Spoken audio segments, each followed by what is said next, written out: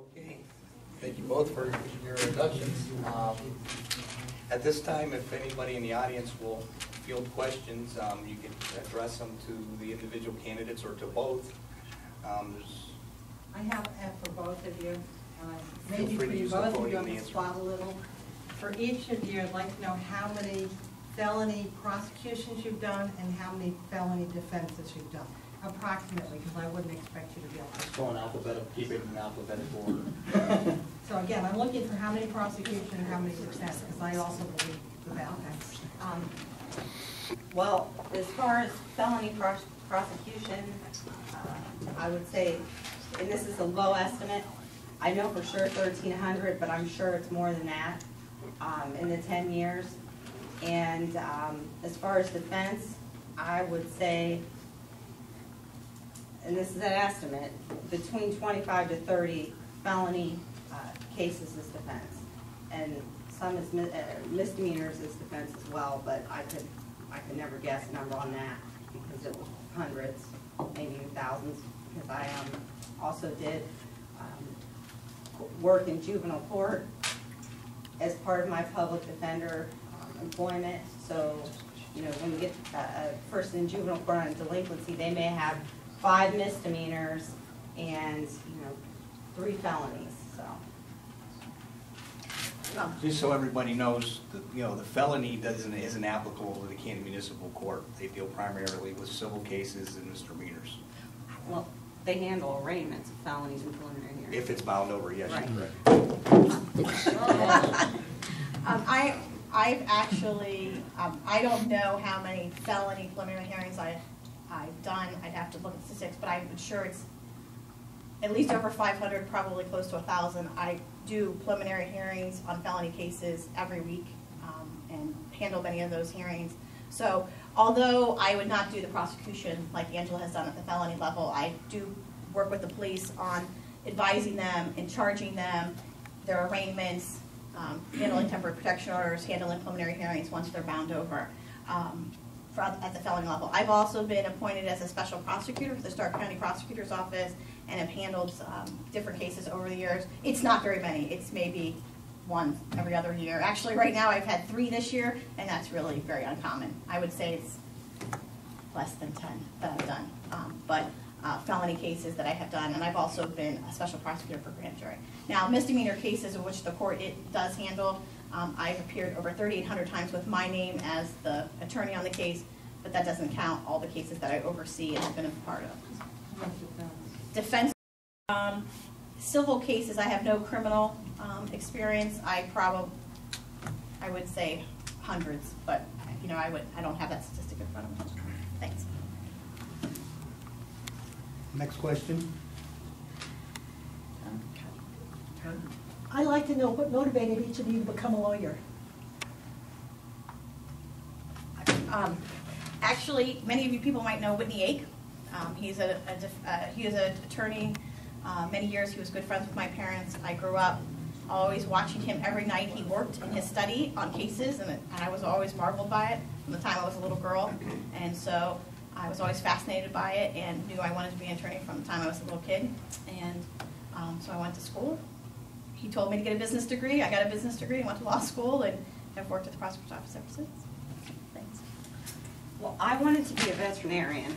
I love animals, so I have not always wanted to be a lawyer, but at the University of Akron, as I was trying to figure out what I wanted to do, because I learned quickly that biology and chemistry were not for me, so I took a sociology class, and then I took a political science class, and I thought, this is interesting, because growing up here, I've seen a lot of what I can characterize as injustice, and a lot of people who were not treated fairly by the criminal justice system.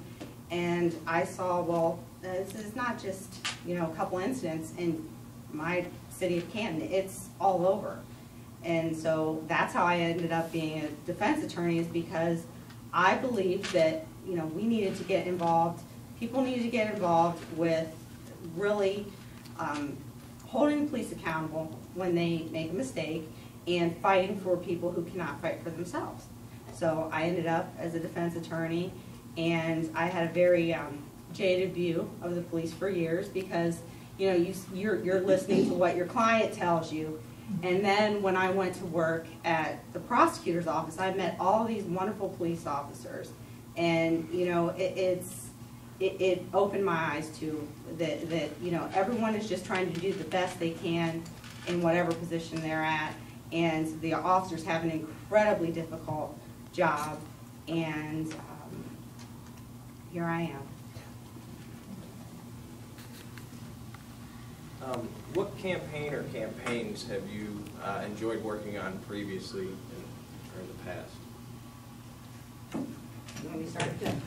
Well, I work for the elected prosecutor in Summit County, and we work on her campaign all year around. We do community involvement, and we community outreach. She has a very good community outreach program, so I'm always active throughout the year on her campaign because she, you know, she is an elected official and she's a servant and she believes in serving even when you're not running for something.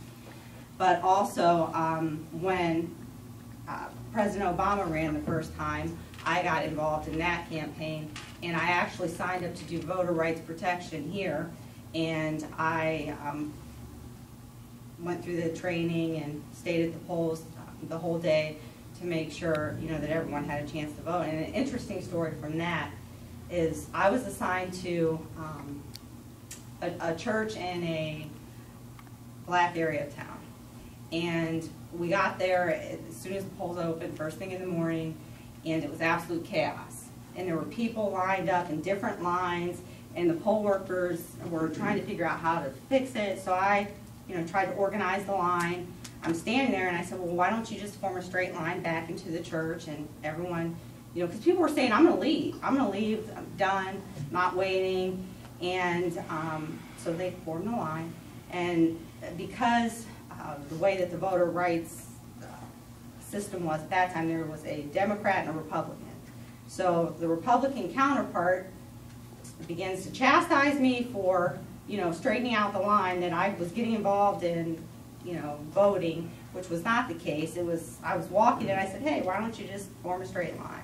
So that's one of my, I like to tell that story because I felt very proud of myself for taking charge and getting a line. And I feel like responsible for those people voting because they were going to leave.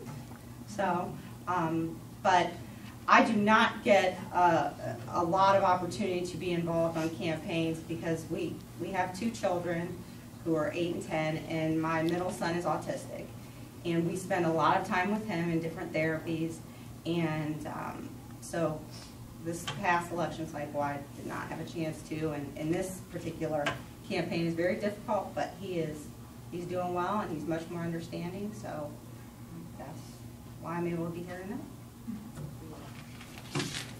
I've worked on so many campaigns in Stark County, I don't think I could name them all. First of all, my own. I've had 4 of my own. In the Plain Local School District, numerous levy issues, bond issues. Working in a political office. Actually, I was registered to vote as a Democrat at Tom Burnaby's house in his living room when I was in high school. So I have worked on his campaign starting back in the late 80s, early 90s, pounding signs, working fair booths. I think one of my favorite campaigns was working with Mike McDonald on the sheriff's race, at that race. Joe Martuccio's races. In our office, Chris Bates has run for judge. Craig Chesser is Perry Township trustee. I've walked door to door. I've stood at so many football games and so many different types of weather. So I've kind of worked at many different campaigns over the past 21 years, or actually even longer, since, you know, Tom. Sometimes if you know Tom Burnaby, which many of you in this room do, you don't really get asked. You get kind of told, like, hey, you guys are going to go do this. And so Kim and I would go, and everyone laughs because they know that's how it is. So over the years, when we were even in college, we were working on campaigns. So thank you. Yeah, Prosecutor Alexander, in your speech earlier, you compared yourself to Krista Hartnett, or had some of the background of Krista Hartnett. Krista Hartnett ran for the Common Pleas Court. And my background, I spent 30 years in the Camp Municipal Court, so I'm very familiar with it. And I would agree, you have a fantastic resume. to run for common police court judge.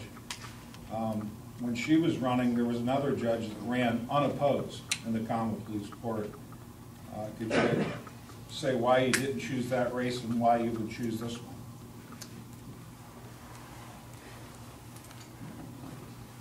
Well, my decision to run was, it's hard to explain. I walked downstairs, looked at the repository, and saw that Judge Belden was retiring. And my husband and I had talked about, over the years, because he's a defense attorney, of one of us running for judge. And we talked about it and talked about it. And we thought, the judges here rarely is there an opposition. And we see that they run unopposed time and time again. And it's different where we work. In Summit County, there's always a fight. Even if you have a qualified judge, there's always someone running against them. So when we saw that, both of us saw it that morning, and we talked about it and considered, you know, should I run, should I not run? Because of our family dynamics and the things that we have, we knew this would be a huge sacrifice. And I say municipal court because this is the reason why I would choose municipal court over common pleas. What I do now, I see the results of what happens when individuals are not helped at the misdemeanor level. By the time I get them, there's nothing that we can do for most of them other than send them to prison. Municipal court is where we can catch these people who have these issues with violence and substance abuse and mental health, catch them, try and rehabilitate them, give them the programming they need so they do not end up in common pleas court. And our program in Summit County, the domestic violence court, Judge Haas and his team came up and sat in on our court a few months ago. Actually, it was probably like 6 months ago. And I saw him a few days ago, and he says, your program is fantastic. I now have implemented a domestic violence track in common pleas court. But what I would really like to see is someone do a domestic violence court at the municipal level so that I don't see him here. And that's why I'm running now.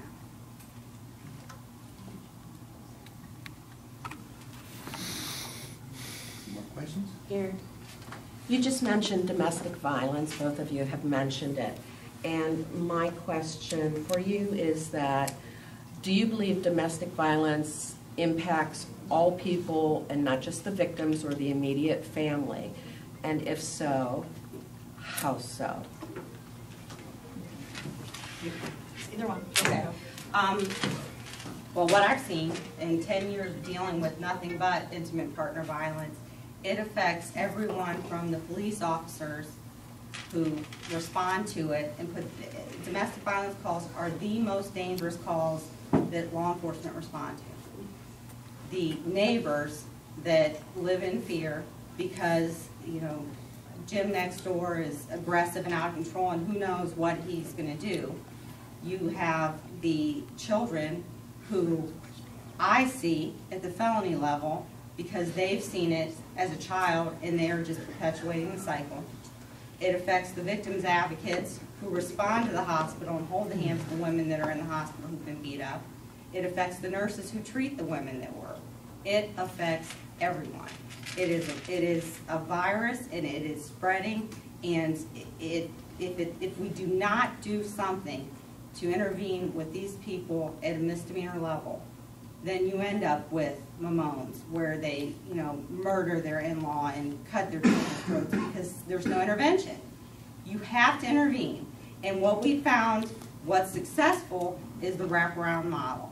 And, you know, if we can address that, then, you know, there'll be hopefully less domestic violence calls that officers have to respond to, less hospital treatment for victims, less work. You know, a lot of people miss a lot of victims miss a lot of work. And what would probably surprise most people who don't do this type of work is that, you know, the victim of the violence is usually the one that works. and the offender a lot of times is the child caregiver and/or they're disabled or just choose not to work. So this woman's missing work, the employer then, doesn't have an employee there. So it affects everyone, and it's a huge problem, especially here, because I looked at the data from Canton Municipal Court, and the majority of the cases that are heard in municipal court, at least the criminal charges, are domestic violence. So that's how I feel about it. I think it affects everyone. I think it affects the prosecutors that deal with it because it can be very emotionally draining. Absolutely affects everyone. I think that, I think if you talk to a teacher who teaches in a classroom, that they can tell, as you are a teacher, that it affects families. And that's, I think, if you look at all my work, with children, there's that wraparound between children's services, and I'm constantly on the phone reporting to them, because until we stop the cycle of violence, that will not help. I think that one of the things that is different in a municipal court prosecution of domestic violence than in a felony court prosecution is, in felony cases, you do have grand jury who, when you talk about intimate partner violence, many of the cases in the municipal court are not intimate partners. They're brothers and sisters, they're boyfriend, girlfriends that don't even live together, and they shouldn't be domestic violence. We have a lot of parent-children parental discipline cases. So I agree that what Angela does, there are a lot of those people have been convicted multiple times of many offenses. It's different in municipal court. We get a lot of people who've never been arrested before. We get a lot of cases where that anyone in this room would not think that the police would come out and have arrested the parties based on what happened, or that they called the police to have someone removed, not to have criminal charges. So domestic violence is a very, very serious thing, and until it's addressed in many different ways, I'm not sure that we're going to see an end to it. Until we value children in this country, until we value, women and where children are. As Angela said, many of the victims are the only party that work. And guess who the babysitter is for the children? Is the offender, and if they don't have the offender to babysit, then they can't get to work because they don't have a job that pays enough money to pay for proper babysitting.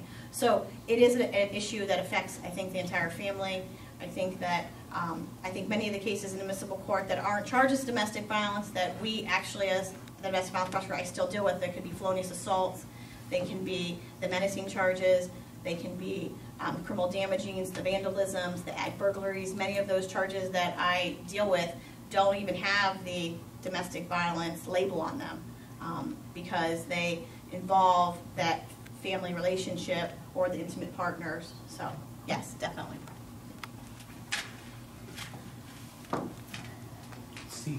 See if anybody else has anything. She didn't today. Okay, go ahead. For each of you, again, I'm hoping you can remember your approximate conviction rates for your domestic violence cases that you actually prosecuted for each of you. I know that's a hard question because I know prosecution's hard. I can answer. Well, we have a federal grant to do the domestic violence cases in Summit County, and our unit is called the Domestic Violence Unit. And because we get grant money, we're required to keep that $750,000. We have to report statistics. And our conviction rate on felony cases, our conviction rate is not all felonies, some of them are amended to misdemeanors, is 99%. And I just pulled that statistic for a meeting that we had to have with Monica from Channel 3. So I'm very proud of that because that's not everywhere.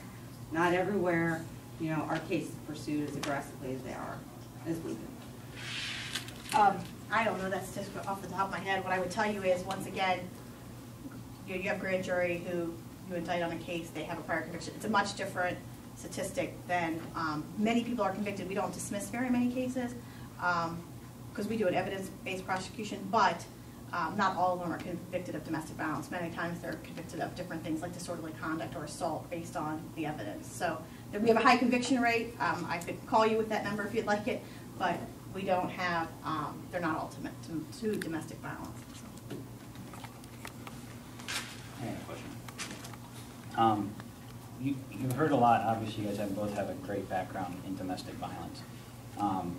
being that I work at the court, and I know that domestic violence is really only make up, 10% of the total criminal cases, and even less than that of our overall cases, being that we have, civil, criminal, and that. How much interaction have you guys had at the municipal level with other charges besides domestic violence? All. I mean, every criminal charge that's come through I've had, and I've also had cases on the civil side, so I've pretty much had every type of case possible, and I do felony cases of all the gamut of all the different cases, so I have experience in all of them. Well, I have 6 years experience handling every single misdemeanor that a person could be charged with, from minor misdemeanor, disorderly conduct, traffic offenses, all the way to first-degree misdemeanors, so every single criminal charge. Now, civil, I've handled small claims, personal injury cases, I've handled evictions, I've handled almost everything that is handled that you deal with in municipal court.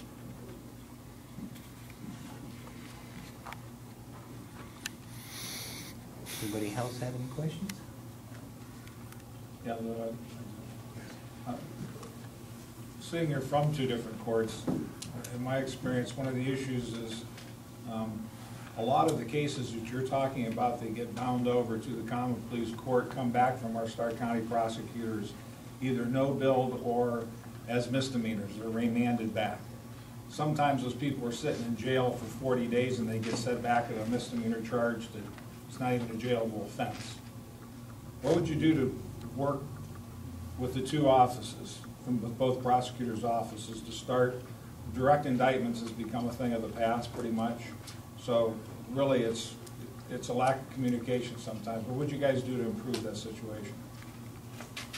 Well, actually, Mike Vickus has been doing some direct indictments again since, and he's actually here. So we are starting that back up, trying to open those lines of communication, because it is a huge problem when there's not a lot of conversation between that. Actually, I think one of the biggest problems, in my opinion as a prosecutor, is that the judges don't allow us to make recommendations or to reduce cases that we would like to reduce, to resolve, and those are some of those cases that you're talking about that come back no billed. And so as a judge, I would be able to work on that from collaboratively, hopefully with the judges, and at least for my docket, I would be able to do that and to amend those cases that I feel that the prosecution feels that would be appropriate to be reduced. So, and I think, in addition, I have a great relationship with Jennifer Dave and Melissa from the Stark County Prosecutor's Office. We sit on collaborative together to continue to work on that, so that really all cases. So people shouldn't be sitting in jail if your case is going to get no billed, or So that's how I'd answer that. Thank you. I think that if the prosecutors are recommending to amend it to a misdemeanor, that the judge should rule on it and not just rubber stamp it and send it over. I think they should listen to it. And if you have a prosecutor saying, look, this case is a weak case, you have to have the guts to say, I'm going to dismiss it. I'm not going to just send it over. And if that's what's going on, then that's definitely a problem, because that's not justice. I don't agree with that.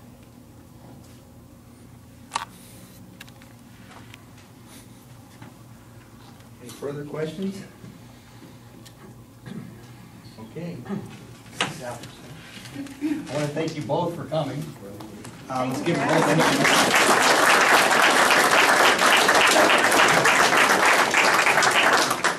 as a Democratic Party, we're very lucky to have very 2 qualified candidates running for the Canton Municipal Court seat.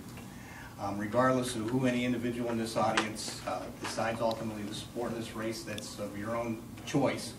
Well, let's all remind, we're all Democrats. Once this is all said and done, let's support the Democrat that comes out of the primary. And I congratulate you both for your answers and your time and patience. Thank you.